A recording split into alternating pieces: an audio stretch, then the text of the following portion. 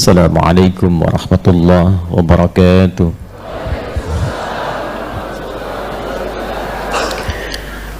Alhamdulillahi rabbil alamin, alladhi jama'al mahabbata fi qulubil mu'minin liyazdadu imanan ma'a imanihim fa asbahna bi ni'matihi ikhwana.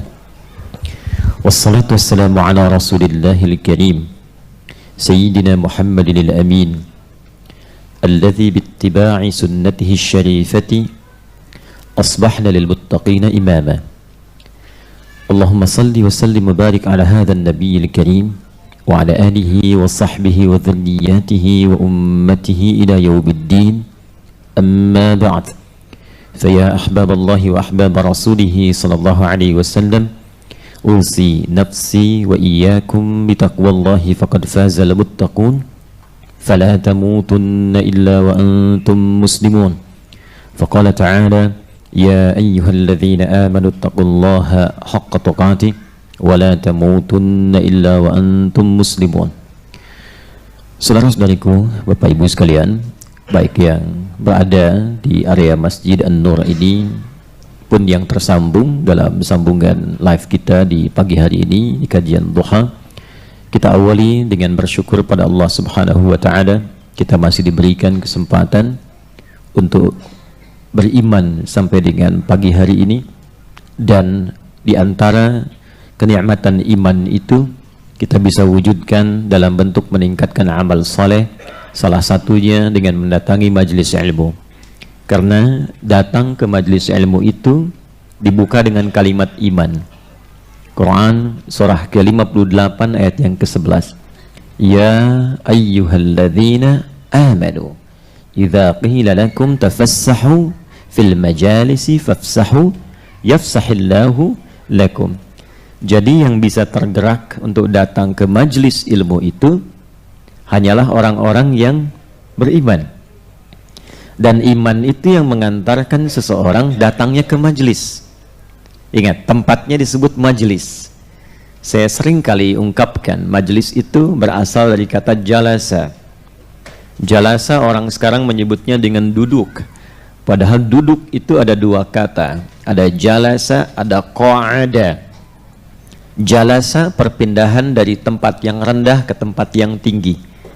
Anda duduk sekarang di karpet, saya minta pindah ke kursi supaya lebih tinggi. Maka orang Arab mengatakan tafaddal ijlis. Tapi kalau kita berada dalam posisi tinggi seperti berdiri, kemudian akan turun duduk jadi merendah, maka orang Arab mengatakan tafaddal uq'ud, dari kata qa'ada. Sifatnya disebut dengan qu'ud. Jalasa sifatnya disebut dengan julus. Karena itu orang yang tak sanggup sholat dalam keadaan berdiri boleh ya duduk, dan di Quran disebut dengan qu'udan bukan julusan. Quran surah keempat misalnya An-Nisa di ayat 103, fa idza qadaytumus salata fadhkurullaha qiyaman wa qu'uda wa ala junubikum.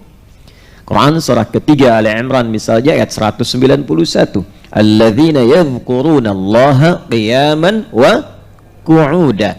Itulah dahsyatnya diksi Al-Quran yang menunjukkan bahwa Al-Quran firman Allah. Ya, kalau diduga atau dituduh seperti orang-orang yang tidak paham menuduhnya sebagai rekayasa manusia, maka bahasanya akan bahasa manusia yang kadang tidak mampu membedakan kapan kata itu ditempatkan. Baik, tempatnya disebut dengan maq'ad, dari kata qa'ada maq'ad. Jadi maq'ad itu kalau orang aktif tiba-tiba nggak aktif lagi, nah disebut dengan maq'ad, rehat, duduk, sifatnya taqa'ud. Karena itu orang pensiun yang tadinya aktif kemudian tidak aktif lagi disebut huwa yataqa'ad. Tapi kalau berpindah dari tempat yang rendah ke tinggi, mengangkat kita lebih tinggi, maka tempatnya disebut majlis. Jamaknya disebut dengan majalis. Kenapa tempat belajar ilmu itu disebut majlis? Majlis ilmu. Untuk memberikan kesan kepada kita yang datang, kalau ingin datang ke tempat menuntut ilmu, carilah tempat-tempat yang mampu mengangkat derajat kita lebih tinggi dari sebelumnya. Jadi datang dengan pulang itu ada perbedaan. Jamaknya disebut majalis, karena itu kita sebut majlis ilmu, majlis ta'lim. Apa yang terangkat di dalamnya? Dua. Teruskan ayatnya. Yarfa'illahu alladhina amanu minkum walladhina utul ilma darajat. Yang diangkat itu dua. Yang pertama imannya. Jadi datanglah ke majlis ilmu yang bisa menaikkan, mengangkat kualitas iman kita lebih kuat dari sebelumnya. Nah, itu yang bagus kata Quran. Nah, yang bisa datang ke majlis ilmu begitu itu disifati oleh Quran orang-orang yang memang punya iman. Imannya itu yang mengantarkan ia ke satu tempat, yang di tempat itu imannya mampu mengangkat dia lebih kuat. Apa cirinya orang mendapatkan keimanan yang lebih kuat? Maka nanti Al-Imam Al-Bukhari menerangkan dalam kitab sahihnya di topik yang kedua, Kitabul Iman, ada 57 hadis. Di antara hadis itu ada rumus dari Nabi yang mengatakan sallallahu alaihi wasallam, qala al-imanu yazidu wa yantaqis. Yazidu bit-ta'ah wa yantaqisu bil ma'siyah. Iman itu bisa naik, terangkat, bisa turun. Kapan ia bisa naik? Dia naik terangkat dengan banyak mengerjakan ketaatan. Wujudnya amal saleh.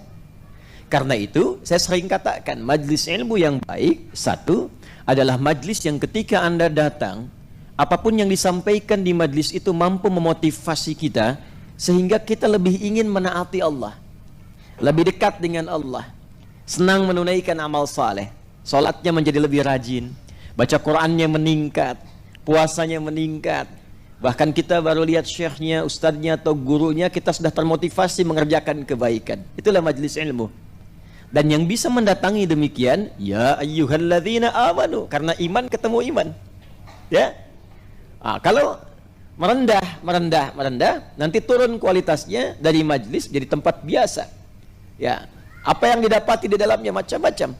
Ya, macam-macam. Ya, mungkin yang membuat banyak tertawa, mungkin yang membuat banyak juga menangis, mungkin yang membuat macam-macam. Tidak bisa kita persalahkan. Ya, masing-masing barangkali punya bagiannya tersendiri. Tapi untuk ahli iman, dia akan mendatangi majlis yang mengangkat imannya. Yang kedua, walladzina utul ilma darajat. Bertambah pengetahuan. Jadi selain imannya menguat, pengetahuannya bertambah. Nah, pengetahuan itulah ketika bertambah yang membantu dan memudahkan iman saat mengerjakan amal soleh. Contoh begini, Anda kalau taunya amal solehnya saja, sholat 5 waktu berapa rakaat? 17. Waktunya ada berapa? 5, karenanya disebut 5 waktu, subuh, zuhur, asar, maghrib, isya. Baik, subuh berapa rakaat? 2. Zuhur, asar, isya, 4. Maghrib 3, ya. Baik. Jadi 17 semuanya. Kalau ilmu kita hanya di sini, tapi kita taat beriman, maka pengetahuannya hanya cukup sampai di sini. Pokoknya kalau sudah tiba maghrib 3, kalau sudah tiba isya 4, kalau sudah tiba zuhur 4, kalau sudah tiba asar 4, subuh 2. Tiba Anda melakukan perjalanan jauh. Seperti ini ada rombongan dari Sumbar datang. Semoga Allah berikan kemuliaan-kemuliaan kebaikan. Dan juga yang lainnya yang mungkin juga lebih jauh lagi, ya. Baik, datang tapi tak tahu ilmunya misalnya. Taunya imannya sudah kuat, ingin mengerjakan amal soleh, sholat. Tiba di jalan dari zuhur ke asar, tidak mudah menemukan tempat untuk sholat. Atau ada kesulitan-kesulitan yang tidak memungkinkan mengerjakan di kendaraan misalnya. Wudunya bisa terjaga saat zuhur. Belum tahu ilmu tentang jamak, belum tahu ilmu tentang qasar. Maka pengetahuan yang terbatas itu, walaupun imannya kuat, pengetahuan terbatas menjadikan ibadah kadang-kadang tidak lebih mudah untuk ditunaikan. Tapi ketika walladzina utul ilma darajat, ilmunya semakin banyak, tahu tentang hukum jamak. Baru tahu jamak dikerjakannya 4-4. Tapi tambah ilmu tentang qasar bisa 2-2. Ya. Jadi mengerjakan zuhur bisa 2, jamak dengan asarnya jadi 2, kemudian maghribnya ke isya, maghrib tetap 3, kemudian isyanya jadi 2, karena pengetahuan.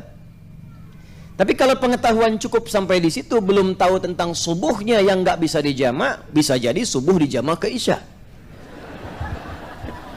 Ya. Tambah lagi pengetahuan, karena itu subuh tidak bisa dijamak, nggak bisa dikosor. Kosor batas minimal 2, subuh sudah 2, mau dibagi lagi jadi 1 kan nggak mungkin.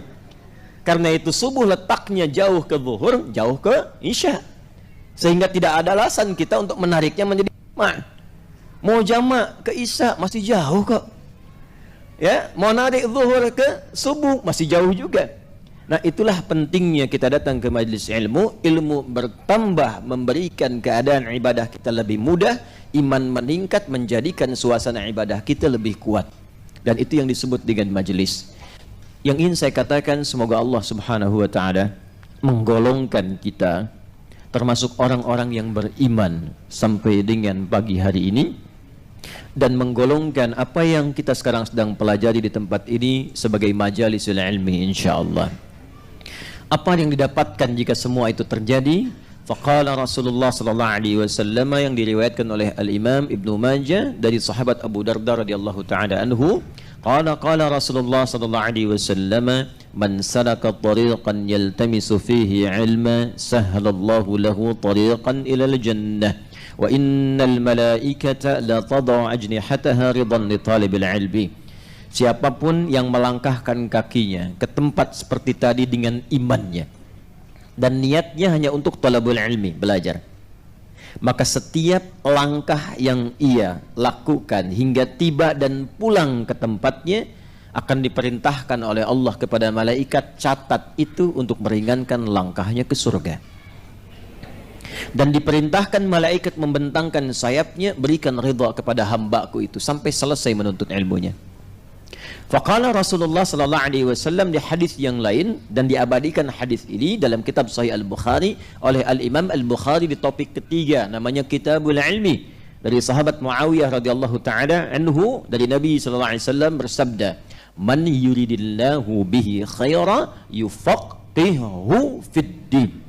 Siapapun yang diinginkan oleh Allah berubah menjadi orang baik, perilakunya baik, sifatnya menjadi lebih baik, karakternya baik, maka yang pertama Allah berikan kepada orang itu, diberikan ia arahan dan kemampuan untuk datang belajar tentang tuntunan agamanya. Jadi kalau kita ingin mendapatkan ringan langkah ke surga, datang ke majlis ilmu. Di antara pembuktiannya di Sahih Al-Bukhari keberhasilan kita belajar, pulang dari majlis ilmu itu ada perubahan pada diri kita yang membuat kita lebih baik. Jadi cirinya kalau memandang yang baik saja. Kalau mendengar yang baik saja. Kalau bicara yang baik saja. Kalau melangkah kepada tempat yang baik. Nah, ini yang menjadikan langkahnya ringan ke surga. Jadi sekalipun Anda catatannya banyak, kemudian ilmunya banyak, tapi tidak merubah perilaku menjadi lebih baik, maka tetap berlaku hisab yang boleh jadi tidak mudah untuk dilalui. Karena itu mari kita niatkan dengan ikhlas. Saya buka dulu supaya mengondisikan hati dan keadaan kita, niatnya ikhlas karena Allah semata. Baik, bismillahirrahmanirrahim. Kita akan memulai kajian kita, masih melanjutkan pembahasan tentang surah An-Naba, dan saya akan coba bagi kepada dua bagian pokok.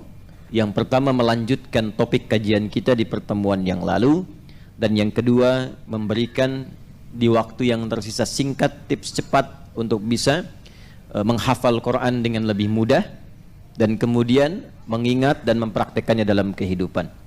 Karena itu mari cepat kita mulai, mudah-mudahan efektif untuk kita bisa lakukan bersama. Bismillahirrahmanirrahim. Surah An-Naba, surah ke-78. Mayoritas ulama menyebutnya dan menghitungnya dengan jumlah 40 ayat dan memberikan nama sesuai dengan karakter-karakter surahnya. Bagi yang baru bergabung, silahkan dicek pertemuan sebelumnya, sehingga saya tidak banyak mengulang apa yang telah kami telangkan dan kami ulas di pertemuan-pertemuan yang lalu. Secara singkat, surah ini diturunkan oleh Allah yang pertama untuk membuktikan kebenaran dan keagungan Al-Quran. Keagungan itu bahasa Qurannya disebut dengan mu'jizat. kebenaran dan keagungan Al-Quran, untuk menunjukkan bahwa Al-Quran benar bersumber dari Allah, sampai kita merasa yakin dan menjadikan itu sebagai pedoman dalam berkehidupan. Ingat ya, jadi bukan sekedar menjadi bacaan, tujuan akhirnya pedoman berkehidupan. Jadi kalau kita nanti mengaji Al-Quran sampai tuntas dan menggali maknanya, kita akan temukan dari Al-Fatihah sampai An-Nas itu isinya kurikulum hidup semua. Jadi bukan sekedar bacaan, membaca itu wasilah untuk tahu isinya. Tapi karena ini adalah mukjizat, ya, firman Allah, maka perlakuannya pun berbeda. Ketika membaca ada pahalanya. Beda, baca Al-Quran tidak ada pahala. Baca Al-Quran setiap hurufnya berpahala. Jadi biasanya saking ada kaidah mengatakan begini, kalau ada sesuatu yang sangat penting, biasanya semua jalurnya jadi penting. Coba lihat, kalau ada kelas VVIP itu tempatnya beda nggak dengan kelas biasa? Beda. Perlakuannya sama tidak? Tidak. Fasilitasnya sama tidak? Tidak. Nah, Al-Quran itu VVIP kelasnya. Ya, kelasnya itu sangat istimewa, beda dengan bacaan biasa. Karena itu untuk membedakan yang istimewa dengan yang biasa ini, baru dibaca sudah ada pahala. Ya, di At-Tirmidzi, hadis riwayat At-Tirmidzi nomor hadis 2910. Nabi SAW bersabda, wa kama qala Rasulullah SAW, man qara'a harfan min kitabillahi falahu 10 hasanat. Siapa yang membaca satu huruf dari kitabullah Al-Quran, baru baca, dia dapat 10 kebaikan setiap hurufnya. Nah, normalnya kaidah amal soleh itu kalau dikerjakan, satu amal solehnya 10. Ya, satu amal solehnya itu paling standar. Kita sedikit belajar tentang rumus menghitung pahala berdasarkan keterangan Al-Quran, ya. Nah, yang standar begini, yang standar kita rinci dulu ya penjelasan kita. Standar itu teorinya ada di Quran. Kalau teori itu kita bawa ke penjelasan. Kalau Qurannya pasti ayat, ya. Quran surah ke-6 Al-An'am ayat 160. Man jaa'a bil hasanati falahu 10 amthaliha. Siapa yang mengerjakan satu perbuatan baik yang bernilai akhirat, bernilai ibadah. Jadi nanti ada perbuatan yang hanya punya nilai dunia saja, tak punya nilai akhiratnya. Ada perbuatan yang dikerjakan otomatis punya nilai akhirat. Apa yang membedakannya? Yang pertama, niat. Karena itu Nabi sering mengatakan, dan seluruh para pakar hadis biasanya itu memulai menerangkan hadis mereka dengan menyampaikan hadis pertama ini, termasuk Al-Imam Al-Bukhari dalam kitab sahihnya. Ya, ada 97 topik pertamanya kitab Bad'ul Wahyi, tapi hadis pertamanya tentang apa yang akan saya sampaikan ini. Ya, an Abi Hafsin Umar bin Al-Khattab radhiyallahu ta'ala anhu qala Rasulullah sallallahu alaihi wasallam, innamal a'malu bin niat. Nah, niat itu yang membedakan perbuatan menjadi hasanah atau bahasa kitanya ibadah, ya, atau hanya menjadi rutinitas saja. Ya, rutinitas. Contoh begini. Contoh, bapak ibu misalnya, baik, bangun dari tidur, rutinitas bukan? Makan, rutinitas bukan? Minum, rutinitas bukan? Berpakaian, rutinitas bukan? Nah, itu rutinitas, tiap hari dilakukan, tiap hari dikerjakan. Pertanyaannya, jadi ibadah tidak? Ayo, padahal sudah bertahun-tahun itu dikerjakan tuh. Pertanyaan saya, jadi ibadah tidak? Nih. Nah, tergantung niat. Nah, sekarang ibu diniatkan nggak dari dulu tuh jadi ibadah? Awas, hati-hati. Wal 'asr innal insana lafi illa alladzina wa amilu sholihati ini. Bagaimana caranya kalau ingin jadi ibadah? Ikuti sesuai petunjuk Nabi. Nah, Nabi mengajarkan sesuatu menjadi ibadah, kita niatkan ibadah, dipandu oleh Nabi sallallahu alaihi wasallam supaya menjadi ibadah lewat formula doa namanya. Karena itu semua perbuatan kita itu diiringi dengan doa. Coba Bapak Ibu cek, bangun tidur ada doanya? Ada. Apa doanya? Akhyana ba'dama amatana wa ilaihin. Tahu dari mana? Baik. Makan ada doanya? Minum ada doanya? Nih, barusan ke masjid. Masuk masjid ada doanya? Keluar masjid ada doanya? Loh, ada yang mau ke toilet. Masuk toilet ada doanya? Keluar toilet ada doanya? Masuk masjid kaki? Keluar toilet kaki? Hah?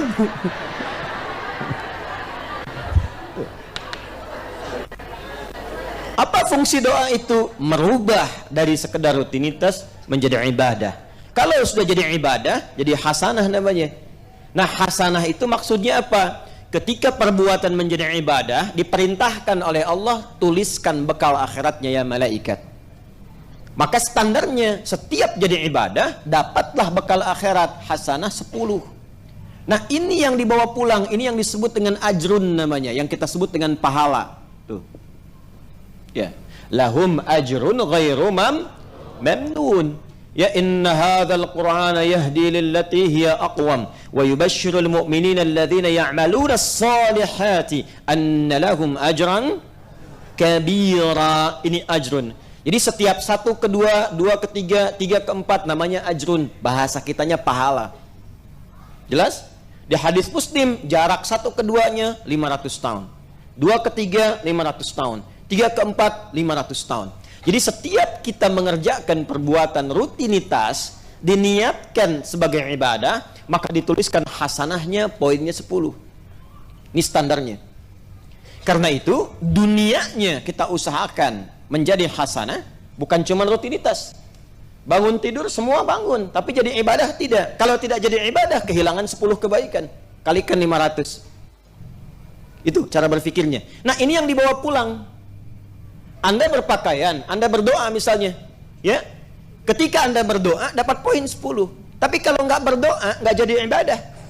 Ketika tidak menjadi ibadah, jadi rutinitas saja, maka semua kegiatan itu manfaatnya dunia saja. Pertanyaannya, saat meninggalkan dunia, fungsi pakaian itu masih berlaku atau tidak? Tidak. Ke alam kubur aja udah ganti pakaian, ya kan? Ke akhirat tidak dibawa. Nah, apa yang dibawa pulang? Yang dibawa tuh ininya. Karena itu konsep yang diajarkan kepada kita, petunjuknya dari Al-Quran, pastikan dunia menjadi hasanah. Nanti hasanah ini, setiap catatan ini akan dikonfirmasi saat di akhirat, saat pulang. Inilah yang dituliskan dalam kitab Iqra kitabaka kafa binafsika al-yawma 'alaika hasibah. Karena itu kita berdoa, ya Allah, mohon bimbing hamba supaya semua kegiatan dunia itu menjadi hasanah. Dan hasanah ini akan dikonfirmasi saat di akhirat. Maka populer dan virallah doa memohon dunia hasanah, akhirat hasanah. Quran surah kedua Al-Baqarah ayat 201, paling kanan sebelah bawah di mushaf. Dunia, akhirat. Wa minhum may yaqulu rabbana atina fid dunya wa fil akhirati wa qina. Doa apa itu? Terserahlah, sapu jagat, mau doa ada sapu, nggak ada jagatnya jagat, nggak ada sapunya, terserah. Yang penting hasanah. Nah, kembali ke Quran. Quran istimewa, Quran beda. Karena istimewa, karena Quran itu beda, maka Allah berkenan menyampaikan pada Rasulullah SAW bukan sekali baca Qurannya, tapi setiap hurufnya, ya. Man qara'a harfan min kitabillahi, hadis riwayat At-Tirmidzi. At-Tirmidzi ini nama aslinya Muhammad. Beliau tumbuh berkembang di kota Tirmidz sehingga disebut dengan At-Tirmidzi. Nomor hadis 2910. Dari Nabi SAW disampaikan, man qara'a harfan min kitabillahi, siapa yang membaca satu huruf dari kitab Allah, satu huruf, falahu asyru hasanat, dia akan diberikan 10 kebaikan, 10 hasanah setiap hurufnya, bukan sekali bacanya. Kalau misalnya, maaf, Bapak Ibu baca alif lam mim, ya kan? Berapa ayat? 3 ayat. 1 ayat. Sebentar, tarik nafas dulu. Fokus. Alif lam mim. Berapa huruf? Nah, berapa ayat? Bagus. Nah, menilainya bukan begini. Baca alif lam mim 10, bukan. Kata Nabi, walam aqul alif lam mim harfun. Saya tidak katakan alif lam mim itu satu huruf sekali baca. Tapi alifun harfun, lamun harfun, mimun harfun, walikulli harfin 10 hasanat. Alifnya satu huruf, lamnya satu huruf, mimnya satu huruf, setiap hurufnya 10 kebaikan. Jadi kalau kita melihat alif lam mim ada berapa huruf? Nah, berapa pahalanya? Itu hitung-hitungan Bapak Ibu. Kalau kita ngitungnya pakai ilmu lagi, ilmu yang keempat dalam gramatikal bahasa Arab. Yang pertama nahwu, kedua saraf, ketiga balaghah. Balaghah dibagi 3 lagi, ma'ani, bayan, dan badi'. Nanti ilmu keempat disebut arud. Arud itu punya 16 formulasi, tapi rumus cepat dari ilmu arud itu adalah kita menghitung dari apa yang didengar, bukan apa yang dituliskan. Jadi kalau di ilmu arud itu misalnya ada rumus pertama tawil, tawilun lahu dunal bukhari fadailu fa'ulun mafa'ilun fa'ulun mafa'ilu. Fa'ulun itu ditulis dia fa'ulun pakai nun lagi di ujungnya. Di apa yang didengar itu yang ditulis. Ini Nabi menyebutnya alifun, ya kan? Rumusnya begini, tegak bentuknya. Tapi kan begini hurufnya. Alifun. Tuh. Ini berapa huruf? 3. Ini huruf apa? Bukan, ini hamzah. Oh. Hamzah berapa huruf?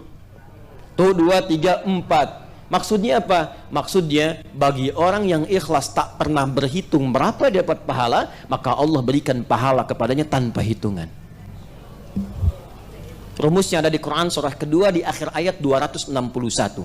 Wallahu yudha'ifu liman yasha' wallahu wasi'un alim. Bagi yang tanpa berhitung diberikan tanpa hitungan. Bagi yang menghitung 3 huruf kasih 3 kali 10. Jadi berapa? 30. Kenapa ada yang menghitung? Rumusnya hadis Muslim nanti dari Abu Hurairah radhiyallahu taala anhu, karena di akhirat nanti antara hasanah dan sayyi'ah itu akan ditimbang. Itu yang namanya hisab. Hasanah kanan, sayyi'ah kiri. Hasanah itu pahala, sayyi'ah itu dosa. Jadi setiap ada orang berbuat dosa ditutupi oleh pahalanya. Pahala 1 misalnya, ya, dosa 1 tutup jadi kosong. Setiap perbuatan baik 10, perbuatan buruk dosanya 1. Tutupin dari yang 10 ini, datang tinggal 9. Rahmat Allah menjadikan perbuatan dosa, kalau bukan kabair, kalau bukan dosa besar, dia menjadi 1. Tapi kalau dia kerjakan kebaikan, dia tutup tuh dengan 1 itu sisa 9. Kadang-kadang ada yang masih ngitung nih, aduh saya lihat tadi ya Allah, tutup dengan bacaan Quran, 1 huruf cukup, nun. Masih ada sisa 9. Nah itu yang hitung-hitungan tuh. Itulah Al-Quran. Nah ini yang standar, ini yang istimewa. Baik, jadi surah An-Naba di antara tujuannya ketika Allah turunkan untuk mengungkap keagungan Al-Quran itu, mu'jizat Al-Quran, sampai kenapa layak mendapatkan penilaian yang dahsyat. Saking agungnya baru baca mendapatkan pahala. Tapi bacaan yang berpahala ini tujuannya untuk memahami isinya. Ingat, bukan sekedar dibaca. Betul membaca ada pahala. Tapi fungsi Al-Quran itu bukan sekedar untuk dibaca. Inti fungsinya untuk membimbing kita berkehidupan. Pedoman lengkap yang menjadi bimbingan kita berinteraksi, itu dalam bahasa Arab disebut hudan namanya. Hudan. Kalau dia hanya terbatas pada satu kegiatan disebut dalil namanya. Apa namanya? Dalil. Contoh, Bapak Ibu beli handphone. Semoga Bapak Ibu diberikan rezeki yang melimpah oleh Allah sehingga mampu beramal soleh. Ya, bukan buat beli handphone, ya, amal soleh. Karena ada yang beli handphone hanya untuk bikin status saja ya, kan belum tentu jadi amal soleh. Kenapa sampai ke situ? Balik lagi. Contoh, apa tadi contohnya? Handphone. Baik, kita kembalikan dulu ya. Kita kembalikan dulu seperti semula. Bapak Ibu sekalian, hudan dengan dalil. Anda membeli handphone. Bukankah saat beli handphone itu biasanya ada buku petunjuk? Ya, beli kulkas ada buku petunjuk. Nah, itu dalam bahasa Arab disebut dengan dalil namanya. Ya, petunjuk terhadap satu aktivitas, satu kegiatan. Ada bukunya. Ini fungsinya ini fungsinya begini. Dikerjakan berdampak positif, tidak dikerjakan bisa berkonsekuensi negatif. Tapi kalau petunjuk itu mewakili pada semua kegiatan secara komprehensif, menyeluruh semuanya. Bangun tidur dibimbing, makan diatur, berpakaian ditunjukkan caranya demi kebahagiaan, kesuksesan dan kesejahteraan, maka berubah namanya dari dalil menjadi hudan. Ini hudan. Al-Quran saat diturunkan, Allah dengan saat yang bersamaan memberikan penjelasan kepada kita melalui Rasulullah SAW bahwa fungsi Al-Quran, tujuannya diturunkan itu adalah sebagai hudan. Di dalamnya ada pedoman yang sangat lengkap bagi semua manusia untuk berkehidupan, dari mulai bangun tidur sampai dengan tidur kembali, dan apapun pekerjaan yang kita lakukan, di sini ada pedomannya. Quran surah kedua ayat 185. Karena Qurannya istimewa, Allah turunkan di bulan yang istimewa, Ramadan. Malamnya jadi istimewa, Lailatul Qadar. Harinya istimewa, Jumat. Malaikatnya naik status jadi Sayyidul Malaikat Ruhul Amin, Jibril. Nabinya naik status jadi Sayyidul Anbiya'i wal Mursalin, Muhammad sallallahu alaihi wasallam. Maka Allah firmankan, syahrul Ramadan alladzi unzila fihil Qur'anu hudal linnas. Ini. Nah, yang harus kita pahami dari kata hudan ini hal yang ingin saya highlight. Jadi isi Quran itu semuanya di dalamnya itu pedoman hidup kita ada di situ semua. Dan bukan pedoman berkehidupan saja. Kalau bisa kita ikuti semua itu, maka pertama akan merubah diri kita menjadi pribadi yang baik sempurna. Ingat ya, berubah karakter kita menjadi pribadi yang baik. Apapun itu, dari ujung kepala sampai ujung kaki. Kedua, akan mengantarkan semua aktivitas yang kita kerjakan pada kesuksesan dan kebahagiaan sesuai dengan standar yang ingin diraih. Jadi ada sukses saja belum tentu bahagia, itu disebut dengan farah, sifatnya farhan. Bahagia saja belum tentu sukses. Terbaliknya, bahagia belum tentu sukses disebut dengan farihah, sukses saja belum tentu bahagia disebut dengan faza, faizah. Ada yang namanya faizah, fauzan, faizin. Itu orang yang diharapkan sukses dalam kehidupan, walaupun belum tentu bahagia. Asalnya begitu, asalnya. Ada yang kedua, bahagia belum tentu sukses, itu farihah, farhan. Muhammad Farhan, ada yang namanya Farhan, orang yang diharapkan bahagia selama hidupnya, walaupun belum tentu sukses. Nah, sekarang kalau Anda diminta memilih sukses tapi tidak bahagia, atau bahagia tapi nggak sukses, pilih mana? Ya, saya tahu itu. Ya, saya paham. Bahagia dan maka katanya berubah menjadi falahun. Orang yang mendapatkan falah disebut muflih. Jamaknya disebut muflihun. Nah, orang yang mengikuti Quran, semua pedoman kehidupan dirubah oleh Allah, pribadinya menjadi pribadi yang baik, plus mendapatkan falah menjadi muflihun. Quran surah kedua ayat yang kelima, ulaika ada hudam mir rabbihim wa ulaika humul muflihun. Karena itu coba silahkan cek, ibu bapak di kalangan umat jahiliyah, silahkan lihat Umar bin Khattab, Bilal bin Rabah, Abdurrahman bin Auf, Abdullah bin Mas'ud, sahabat-sahabat lainnya ridwanullah alaihim jami'an.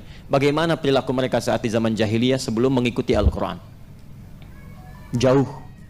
Tapi ketika Allah turunkan Al-Quran, bukan tongkatnya Nabi Musa, bukan mukjizat Nabi Isa. Diturunkan Al-Quran pada Nabi Muhammad sebagai mukjizat untuk mereka dan untuk semua manusia ke depan. Maka Allah ingin tunjukkan, Pak Ibu, seringkali saya tunjukkan begini.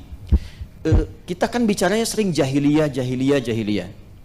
Jahiliyah itu, ini lokasinya Pak Bu, kurang lebih ya, umumnya berada di sekitaran Mekah. Saya ambil satu spot saja, satu titik. Itu kanan kirinya Romawi dan Persia, di luar Jazirah Arab ini, di luar Hijaz. Romawinya maju, sudah ada imperium, peradaban. Kalau Bapak Ibu main ke Roma misalnya, ya, ke Italia atau ke Libya, ada peninggalan, atau Mediterania, wilayah Turki yang ke sebelah dekat-dekat Mediterania. Itu sampai sekarang masih ada peninggalan Kolosium, kebesaran-kebesaran dan sebagainya, maju. Persia punya kekaisaran, saingan Romawi. Tapi Allah tidak berkenan menurunkan Al-Quran di Romawi, tidak di Persia. Supaya nanti orang tidak mengatakan begini, pantas turunnya di Romawi, pantas turunnya di Persia, sudah maju, sudah ada peradaban. Tapi diturunkan di tempat paling rendah, yang tidak ada peradaban, yang kriminalnya paling lengkap. Jadi tempat ini tuh khatam maksiat. Nih, sini. Semua jenis maksiat ada di sini. Dan nggak punya peradaban, jauh. Diturunkan di sini. Apa yang terjadi? Merubah ini semua. Kalangan masyarakat yang disebut jahiliyah berubah menjadi khairu ummah, manusia terbaik, umat terbaik yang pernah lahir dan beraktivitas di bumi.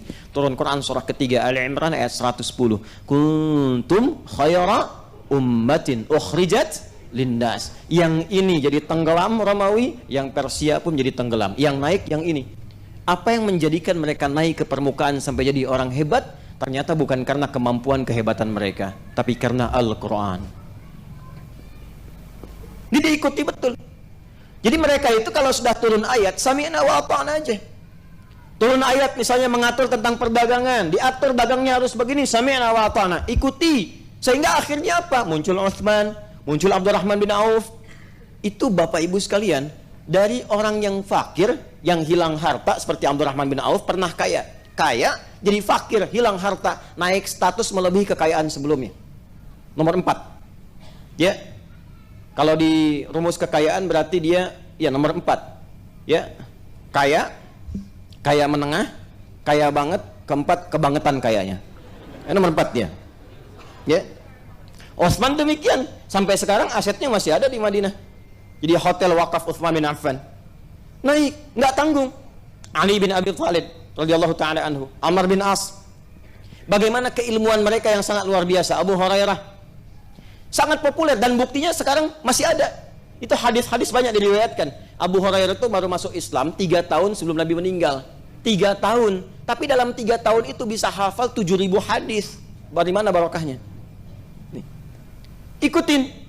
Semua yang disampaikan mereka ikuti. Ini tentang ilmu, ini tentang jabatan, ini tentang pekerjaan, ini tentang dagang, ini tentang belajar. Semua ayat Quran diturunkan, diikuti oleh mereka, merubah keadaan mereka menjadi khairul ummah.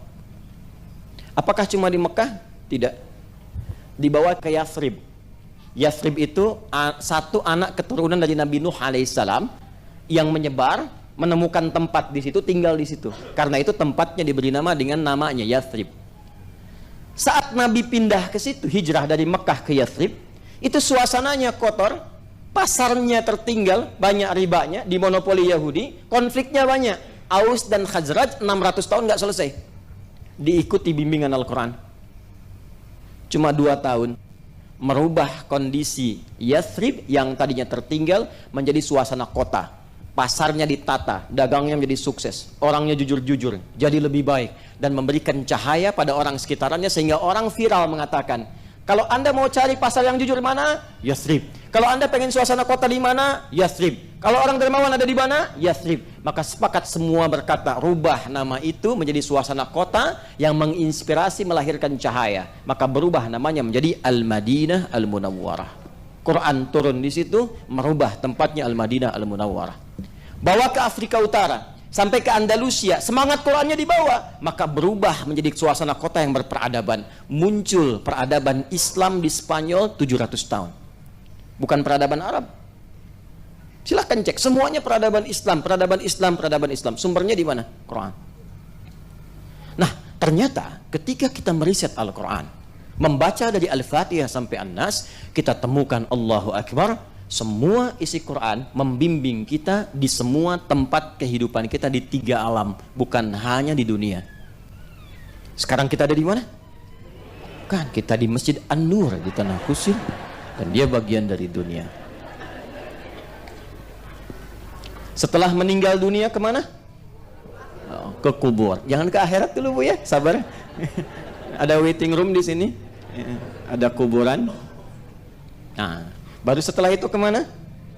Ke akhirat ya, akhirat. Ini alam terakhir, karena itu ada taknya. Akhirat di ujung sesuatu yang nggak ada mulanya lagi. Ujung pas. Nah, jadi kalau di sini tuh penentuannya jadi nggak bisa merubah lagi. Kalau sudah bahagia selamanya di surga, kalau nastapa ya nastapa di neraka, kecuali atas kehendak Allah Subhanahu wa taala.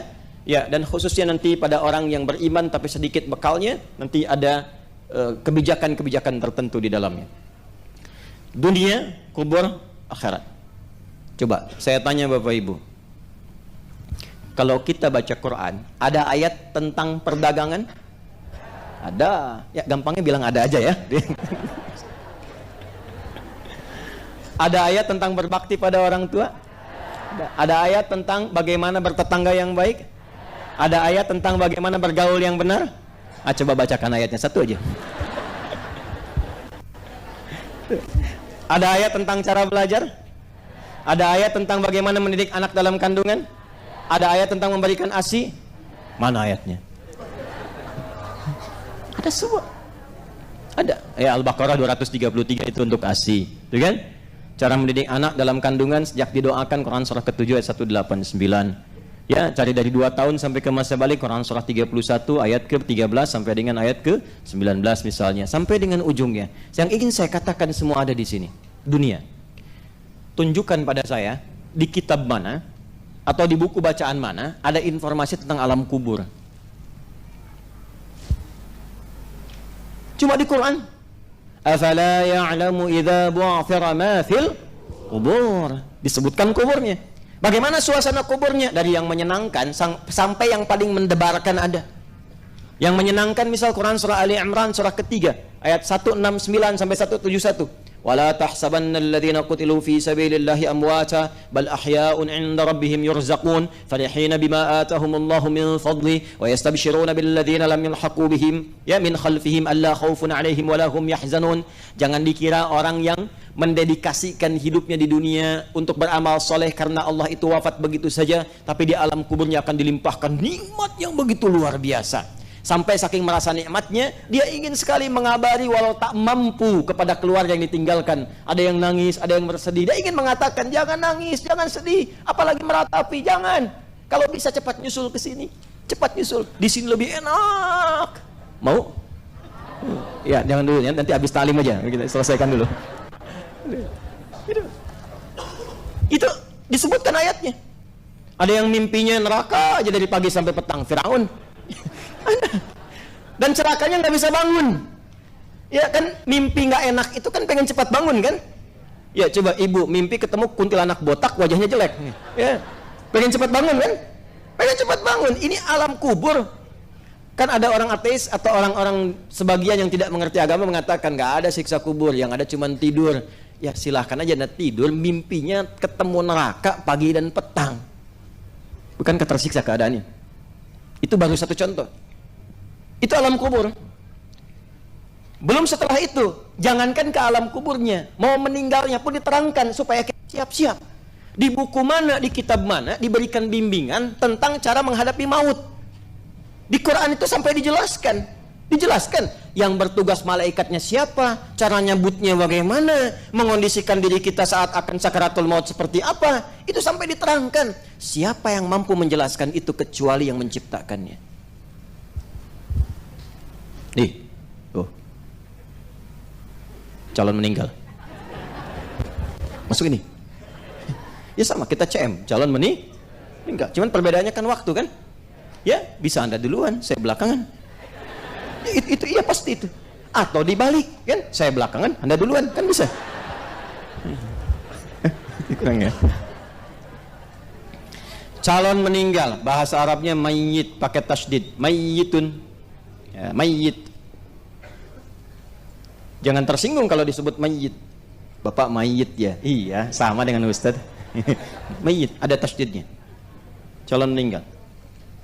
Quran surah ke-30 ayat 39 ayat 30. Innaka mayyitun wa innahum mayyitun. Kalau dia sudah meninggal, maka tasdidnya hilang. Jadi mayyitun. Kata kerjanya mata. Siapa yang ngambil tasdidnya? Nafasnya diambil sampai kemudian hilang, tercabut rohnya, nafasnya hilang, namanya maut. Ini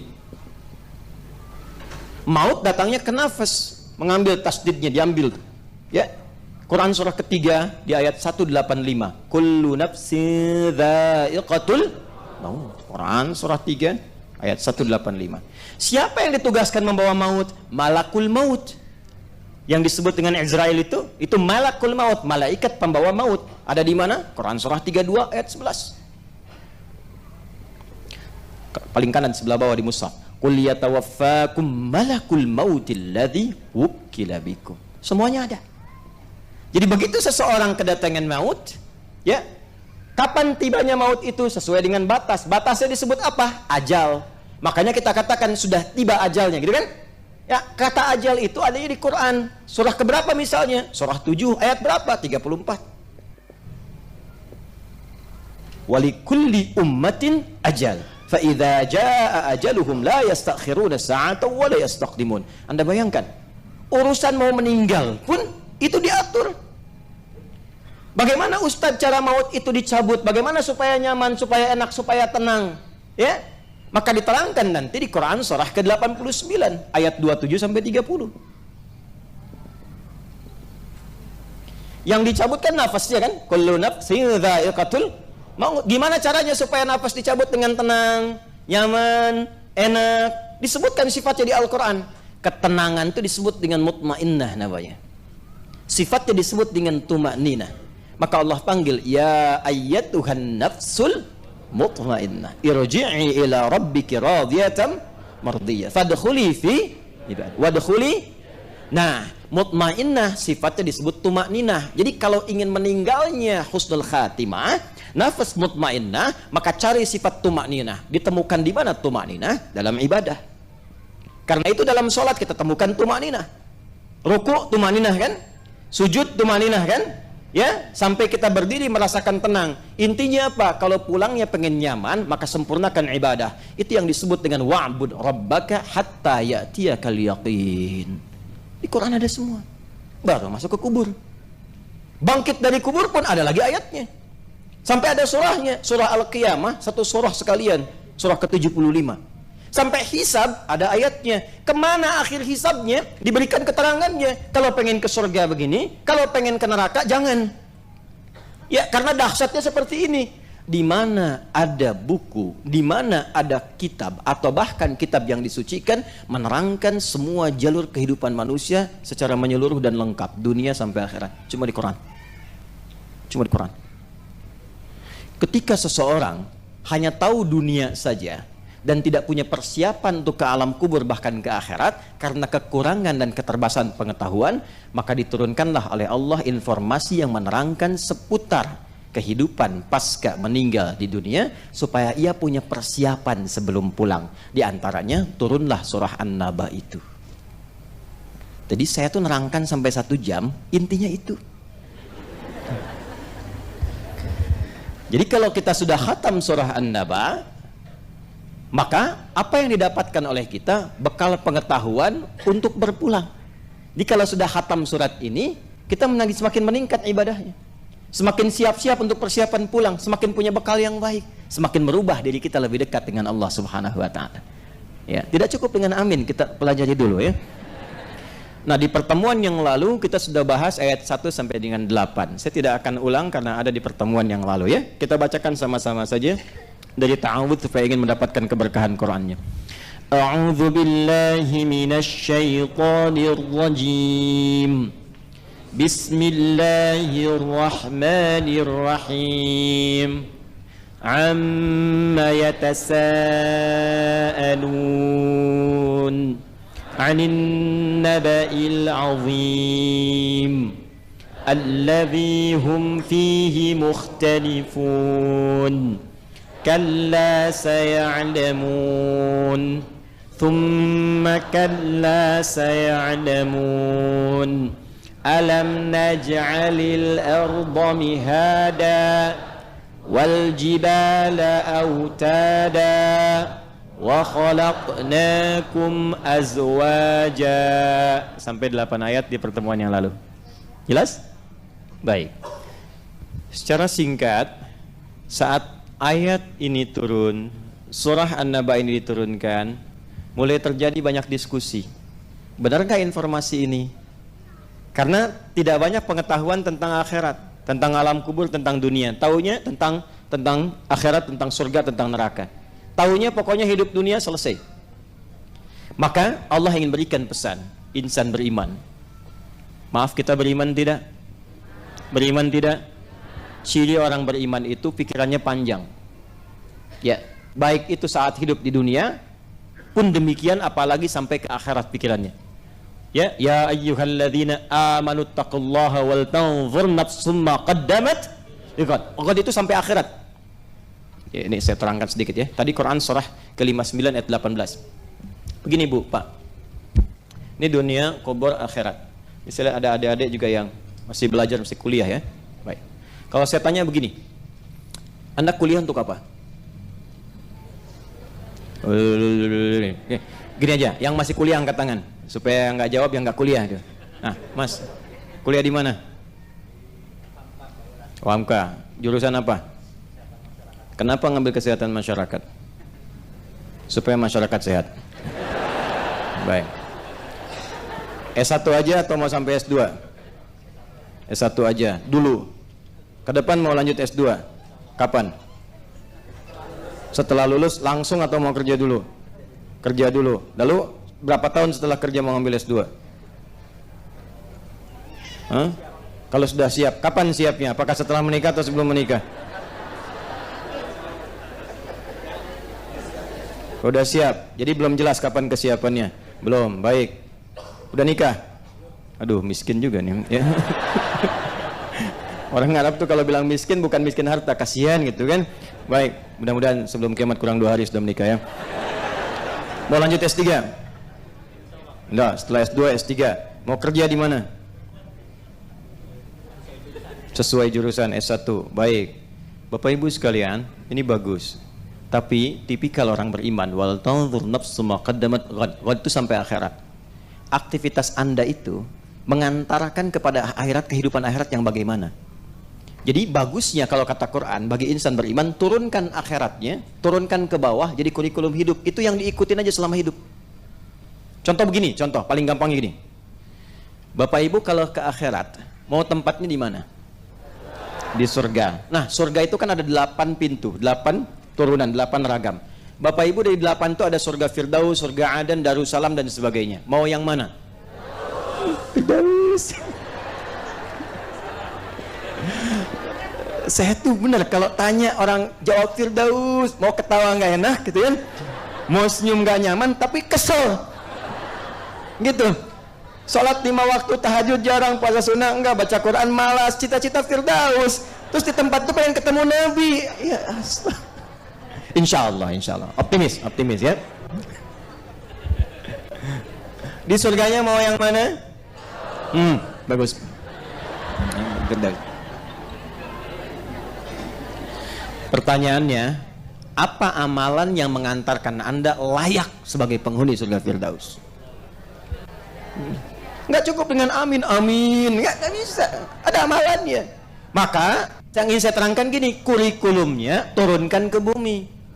Siapa para penghuni surga Firdaus itu? Maka, ya, tunggu sebentar ya Bu ya. Maka oleh Quran diterangkan runtutan ayat dan amalannya. Turunlah Quran surah ke-23 Al-Mu'minun misalnya. Yang ayat 1 sampai dengan ayat 9, boleh sampai ayat 11 juga. Kita batasi sampai 9 dulu.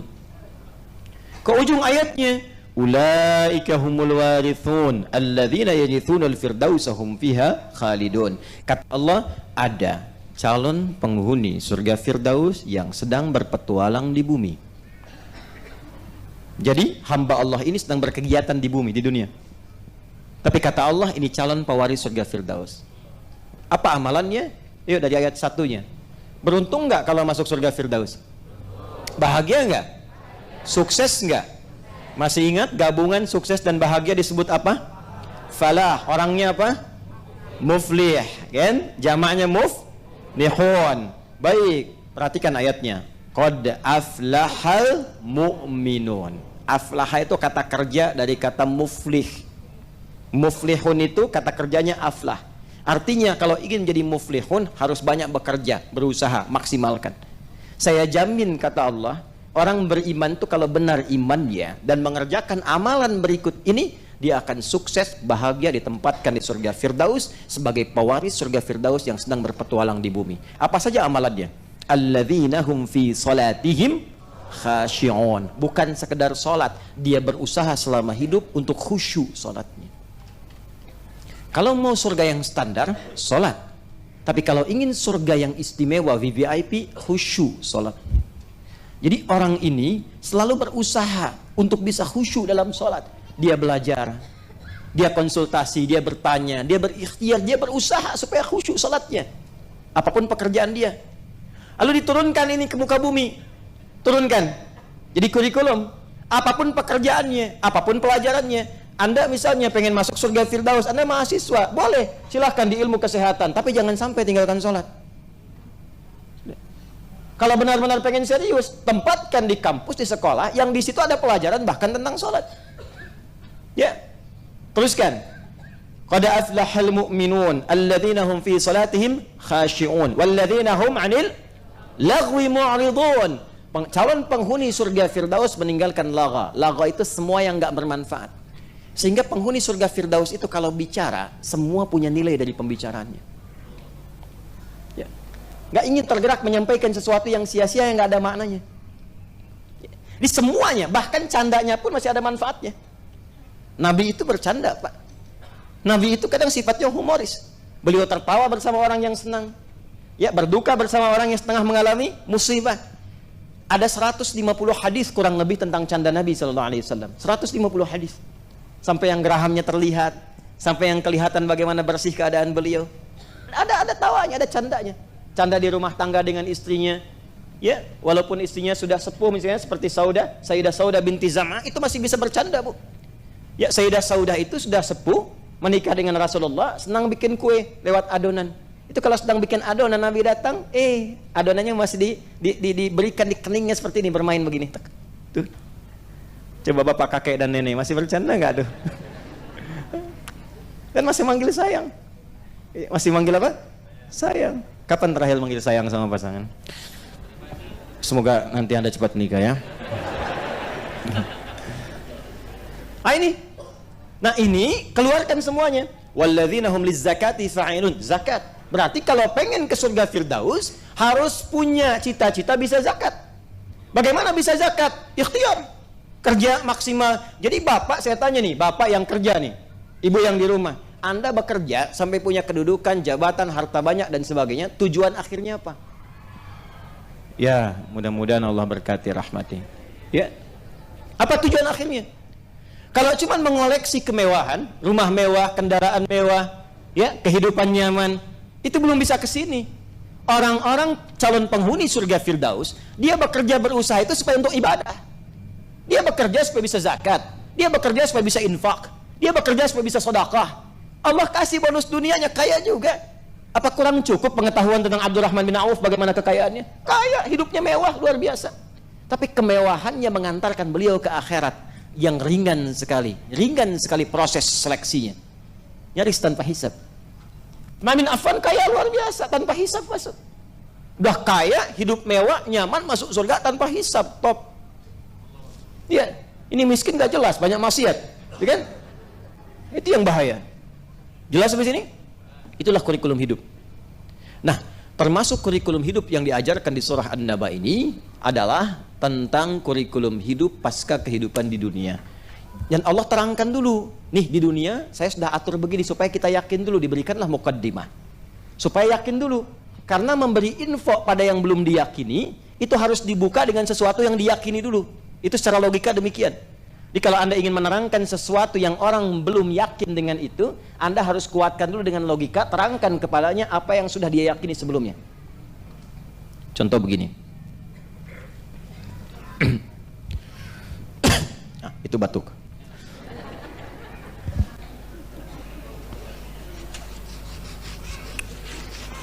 Bapak Ibu tahu tentara? Halo?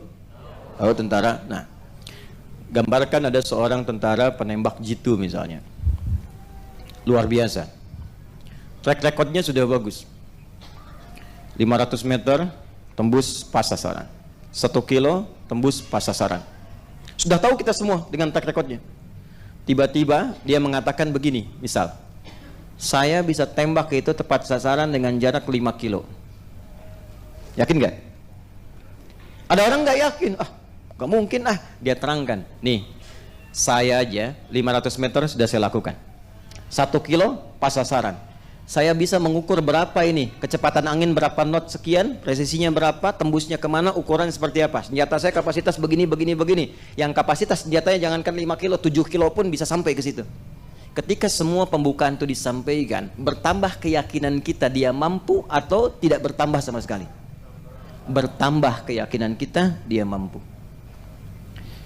Saya akan menguasai bahasa itu dalam waktu 1 hari. Saya akan bisa bahasa Jepang bisa dalam waktu sehari. Masa sih? Kemarin aja bahasa Inggris saya kuasain cuma 3 jam. Kemarin aja bahasa Rusia saya kuasain cuma 5 jam.